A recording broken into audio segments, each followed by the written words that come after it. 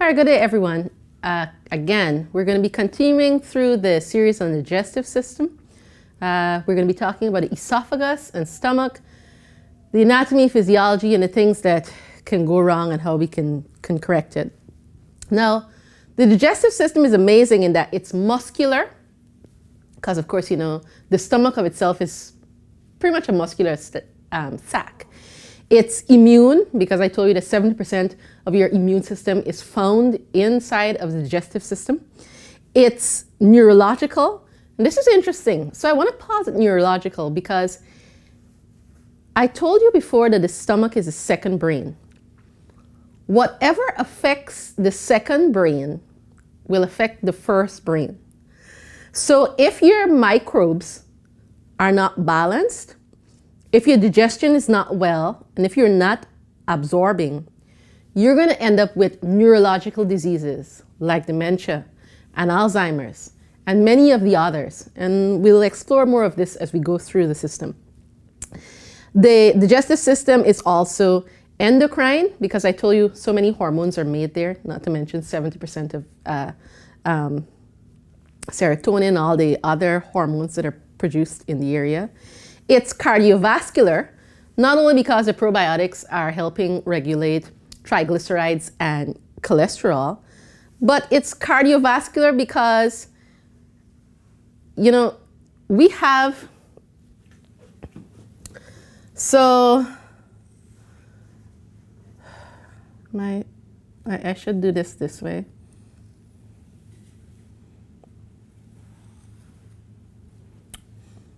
I know that looks bad, but you know, I'm not trying to be an artist. But there's a little muscle right here.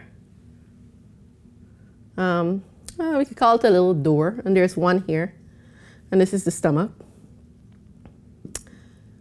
And this one is actually called the cardiac sphincter. That means heart. Because the digestive system is so close to the heart, what goes in there can affect it directly, so that you can suffer from quote unquote heart burn.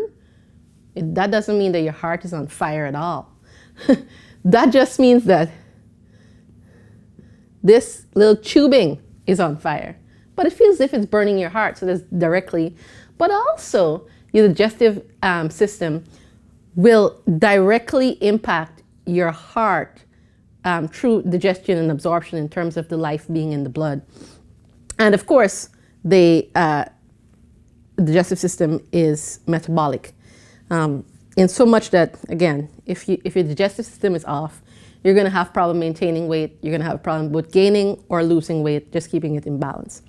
So the esophagus is a pretty long tube, and really and truly not much should happen to it. So from the time you eat, and again, me and this mouth isn't being happy.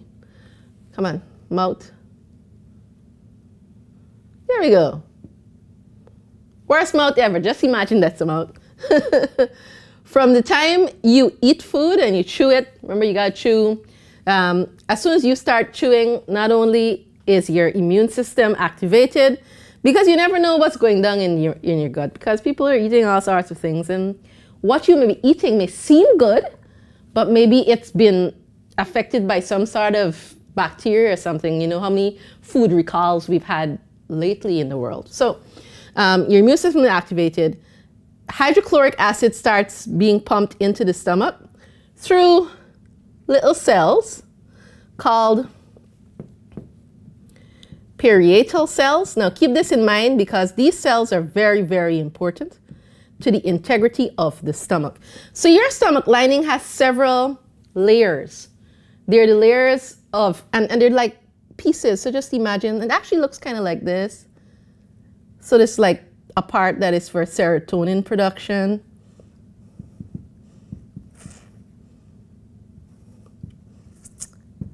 And then there's another part that's like that, maybe for mucus production. C-O-U-S actually, production. And then there's like these muscles, they're kind of like that.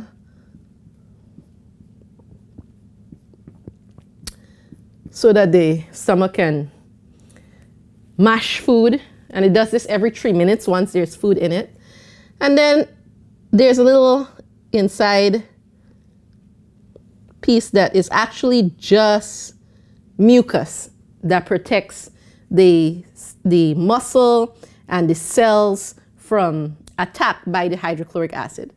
Now, by the way, if you're chewing, so a lot of people like gum. So as long as you're chewing, your stomach starts getting ready for food. This is why, I know, most doctors would say chewing is not a good habit. Because as soon as you start chewing, hydrochloric acid starts getting into the stomach and it's preparing for food, but of course, nothing is coming down there. And so the hydrochloric acid has to start acting on something. And what it acts on is this mucus lining. Now, this same thing happens in terms of when we eat. So I eat pretty regularly. So let's say I eat, I don't know, somewhere around 7:30 in the morning, give or take 15 minutes either way. And then somewhere around 1 in the afternoon, again, give or take 15 minutes either way. Sometimes it's 30 minutes either way because of something. Now, say though that I have not been watching at my watch and I've been busy and time passes beyond 1 o'clock, beyond. Well, this is hard for me to do because at 1, guess what my body does? Because we have a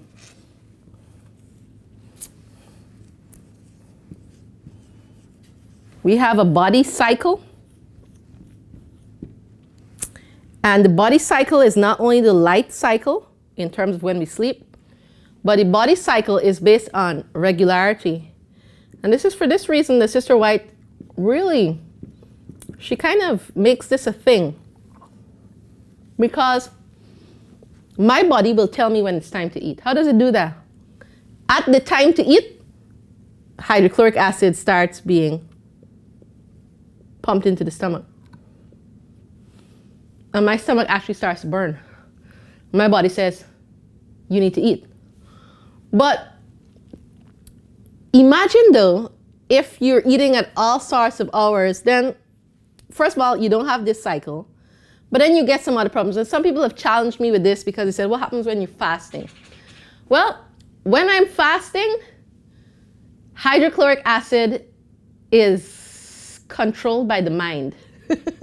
My mind goes, take it easy. And the stomach actually stops doing this.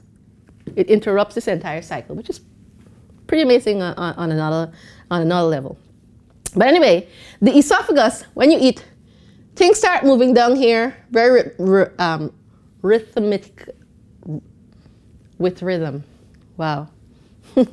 And the esophagus should be fine. It should have no trouble as long as you don't lie down after you eat, as long as you don't aggressively bend or do heavy exercises after you eat.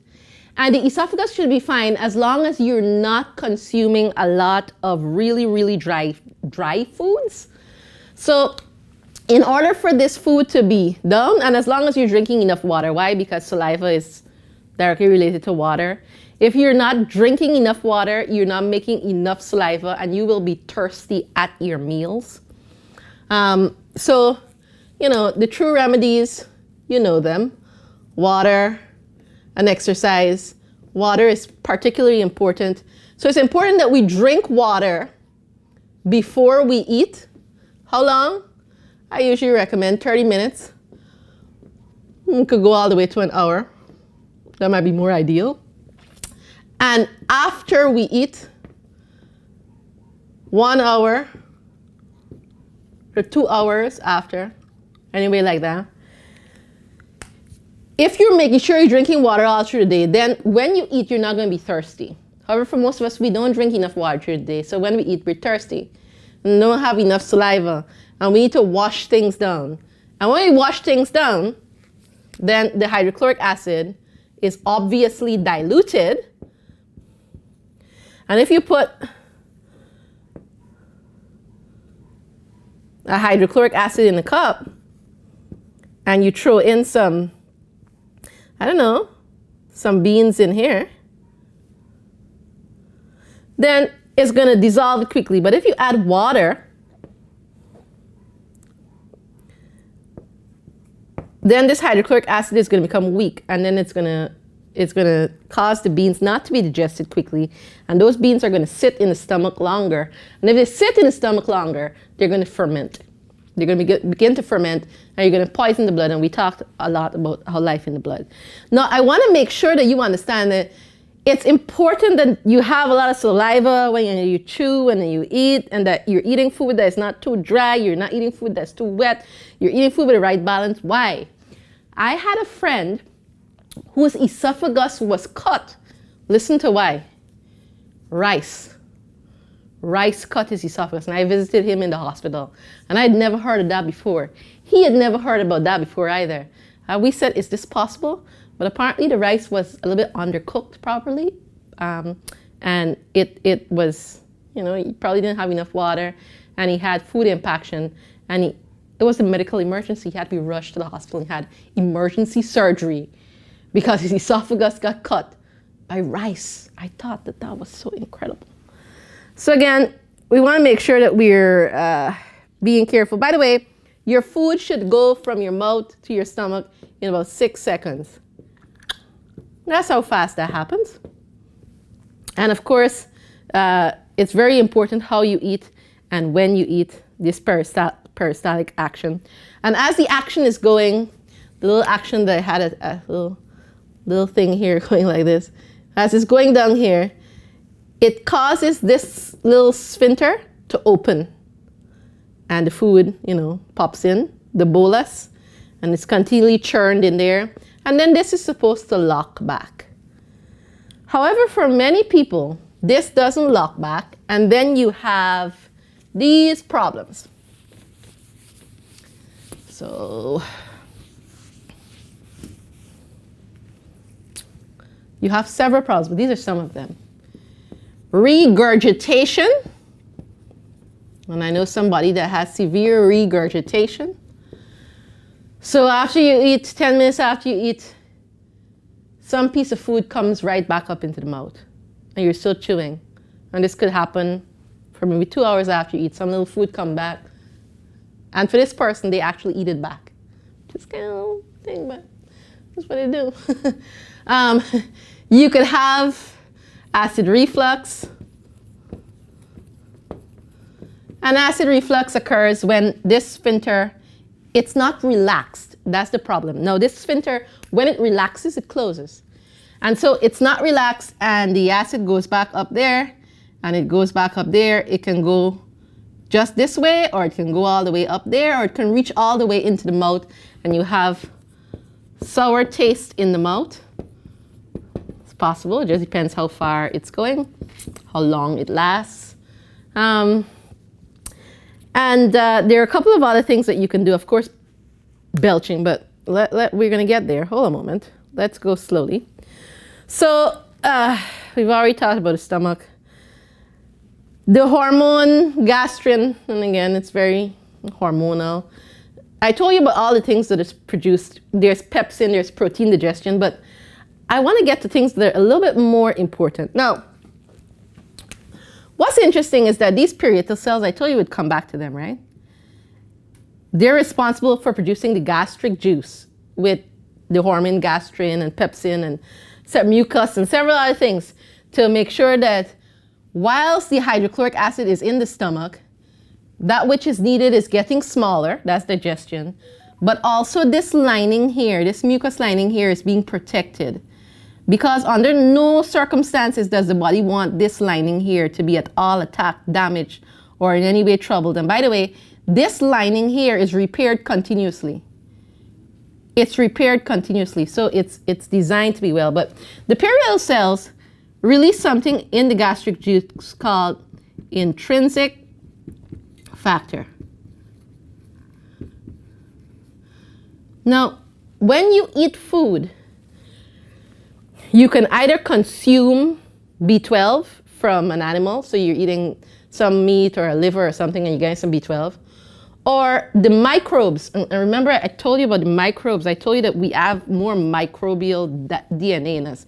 The microbes, they'll make B12 in the night in your mouth, and you actually swallow it down. And they'll also make B12 here in the stomach. The microbes will. But hold on. If you don't have, we get a different color. If you don't have intrinsic factor,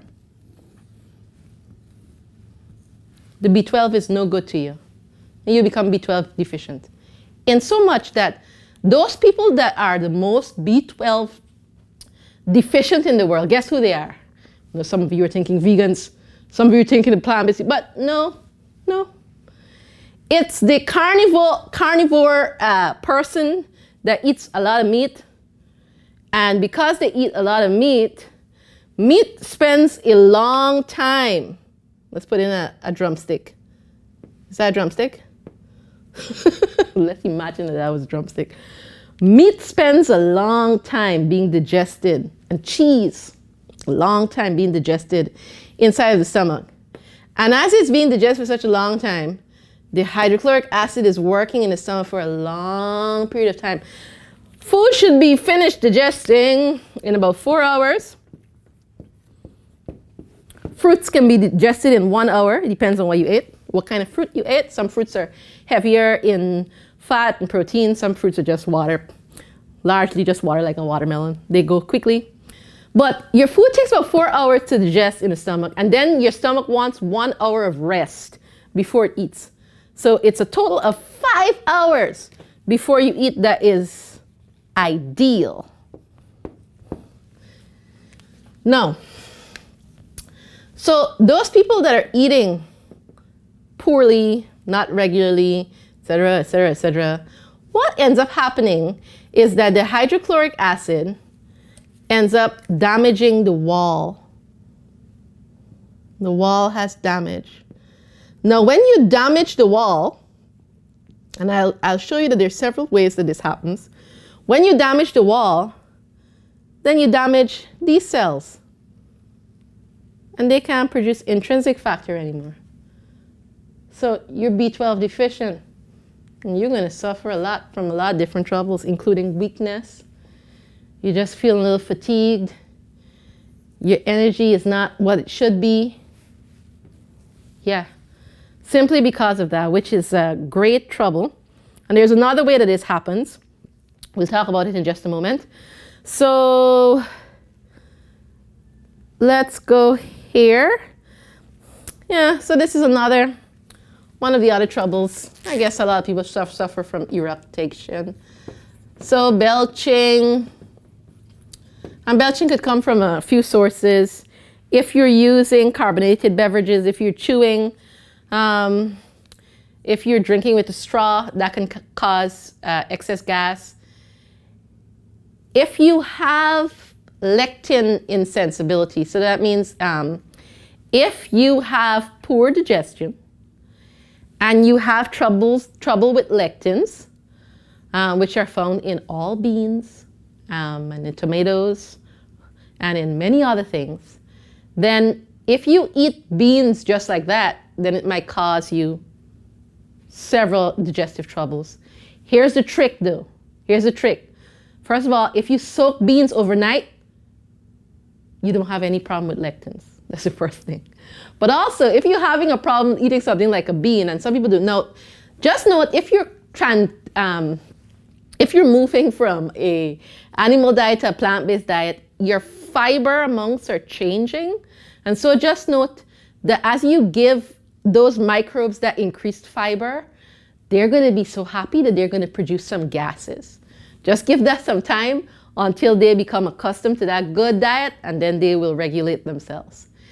If beans are a problem for you, simply soak them boil them, throw away the water, boil them again, throw away the water. Boil them the third time and throw away the water. Now, it might seem a lot of work, but yeah, I think it's worth it for beans. I like beans. So there's some other ways, though, that these things can have problems. Now, if you have gastritis and you have a lot of belching, even if you have acid reflux, if you have an ulcer, now, this overproduction of hydrochloric acid, and I shouldn't even say it sounds so bad, overproduction of hydrochloric acid. Really, most people don't have an overproduction of hydrochloric acid. Most people have hydrochloric acid, maybe I should write that. Most people have hydrochloric acid insufficiency.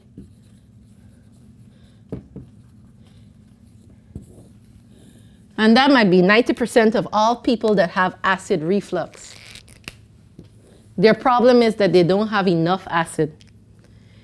And I'll tell you how that happens. It's what you're eating, you're wearing out the parietal cells. And when the parietal cells are worn out, they can't produce as they should. And what happens when you don't have enough hydrochloric acid?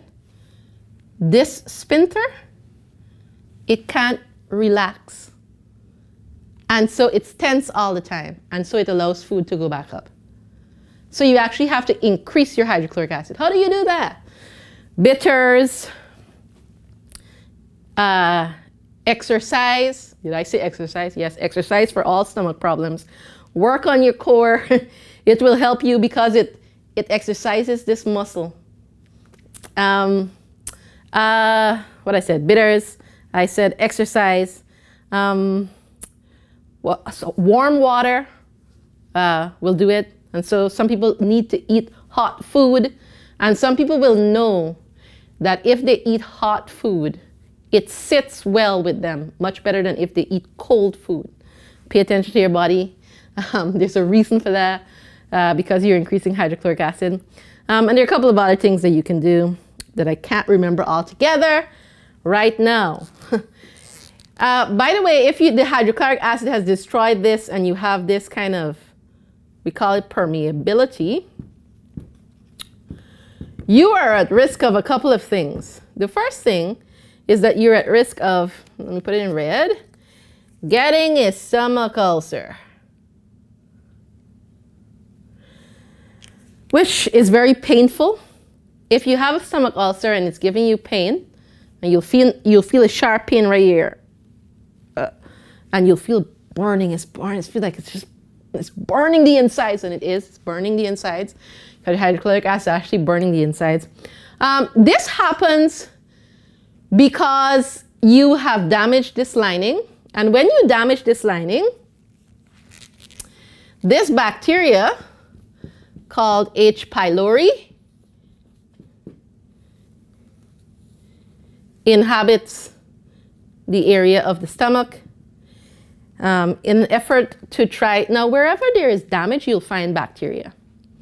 And so if any of the tissues in the body is damaged, you'll find bacteria is attracted to it, just like flies attracted to rotting material. And so when this has happened, or maybe you had a good stomach and you drank a lot of water that had H. pylori, and you weren't very careful, and there was just a slight oxidation, inflammation, and the H. pylori said, aha, and he made it worse, then you want to kill H. pylori. What kills H. pylori? One gum called mastic gum, which comes from the Chios trees in one part of the world. It's a very special kind of gum, but it kills H. pylori. If this bacteria dies, it helps to heal this. And of course, you got to, do all the other things so that the hydrochloric acid is back in balance. So keep that in mind. Where am I? Hiatal hernia. So it's possible that because you are straining, you push a part of this stuff up here. And that's called a hiatal hernia, and it's not as common as some other ones, but it is a problem, as you can see, if that's pushed back there. How does that happen? The most common way for a hiatal hernia to form is by straining at the stool. You go into the toilet to do number 2, and you don't have enough fiber, you haven't drunk enough water, you have problems. You're straining, it creates pressure, which pushes that up that way. That's a problem. Some pregnant women will have it during their labor. Again, pressure, they're pushing down, and that will cause that.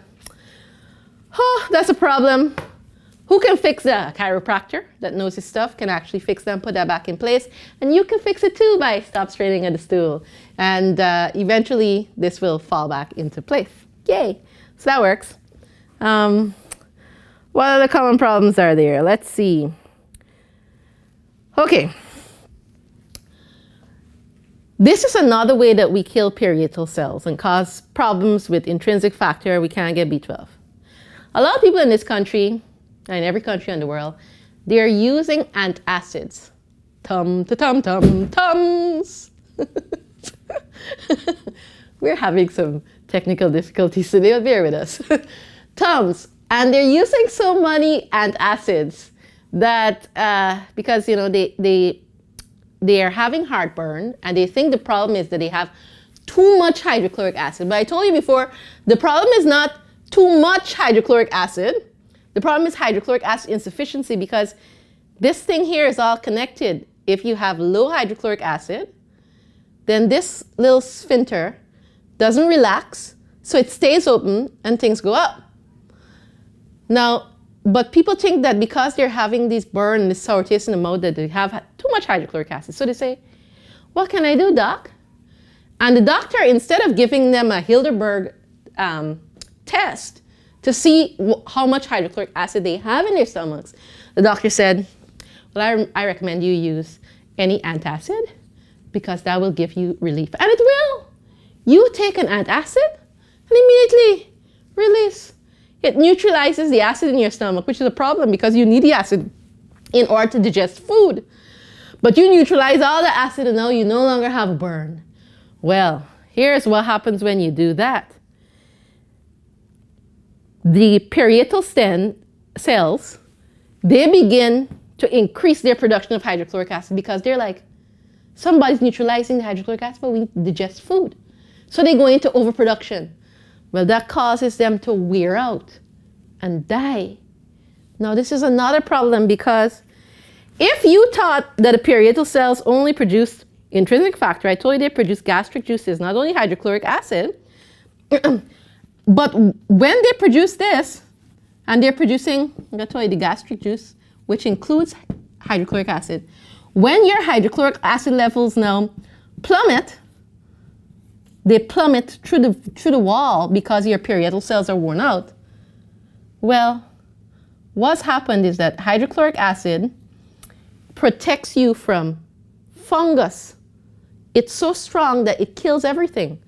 Well, now your body is at risk, your stomach is at risk of SIBO, bacterial overgrowth, candida, because the fungus don't have any hydrochloric acid stopping them. And so now your stomach is in more problems simply because you were trying to fix one problem. You're trying to fix one problem, you end up with so much more. And guess what happens now?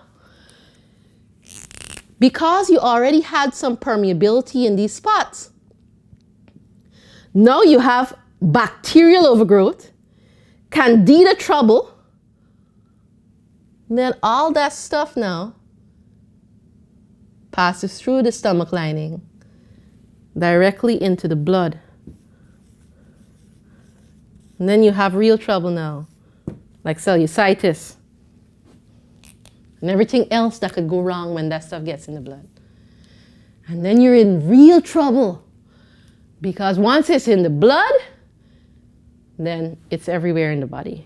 And you can have any other number of problems coming from this trouble, which is severe, because once these types of organisms and food particles get into the blood now, the blood is wondering, why are these like big particles of carbohydrate in my blood? Why do I have all this candida in my blood? Why do I have these bacteria from the stomach in my blood? The blood says, I don't know, but what we will do, we will kill them. And in the inflammatory process of trying to adjust and compensate to your stomach being in trouble, autoimmune diseases are created. You end up with, let me write it on the board, they call it leaky gut. They call it leaky gut. And what is connected to leaky gut? All and every autoimmune disease ever invented or ever known to man. And so in order to fix a autoimmune disease, so if you come to me, you tell me you have Crohn's disease, diverticulosis, multiple sclerosis, lupus, and you name it, I know immediately that what's in trouble for you? Your digestive system. Immediately I know that. And it's my first, well, I should say it's my first. It's my second. My first attack is always the mind. The mind is always first. It's the first health thing that I look at. What have you been eating? What have you done to your poor digestive system? Why has it suffered so much? And how can we stop the suffering so the stomach can be enabled to do its job? The lining can be repaired. And this mucus lining, by the way, mucus is made up out of water. So if you're not drinking enough water, this lining will suffer and be more easily able to break. And so we go through the laws of health in order, the exercise, and the water, and the air, and the sunlight, and the sleeping, and we use the herbs. And we watch what we wear, because if you're wearing, right now I see women like really squeezing themselves, you know, I see women with their jeans and they're like this. They're jumping into it and they're like lying down. They lie down on the bed to get it up, yeah. If you were killing your organs like that and you're strapping yourself down, because apparently corsets are back in business, and you're tying yourself down and they got someone that's, just know that your stomach will suffer, because believe it or not, your organs do not want to be tied down. If you're overweight, your stomach will suffer and your esophagus as well, because the fat, it kind of squeezes things and have them a little bit out of place. And so you want to make sure that you're healthy, and you want to make sure that you're trying your best in order to bring this system back into position. All right, this brings us to the end of this portion of the series. When we come back, we will talk about the pancreas, the liver, and we shall drop down into the colon, into the lower parts, to find out again some more about this. Remember, if you have questions about this, because maybe you just woke up and found out that your body is out of whack, and you've been to several specialists and they've just decided and they've just diagnosed you with rheumatoid arthritis, which is a autoimmune disease, just know that it probably 99% started because your digestive system was out of balance, because you did something, probably through ignorance. Maybe you knew, but the Lord is merciful, and we could probably bring it back by His grace. May the Lord bless you.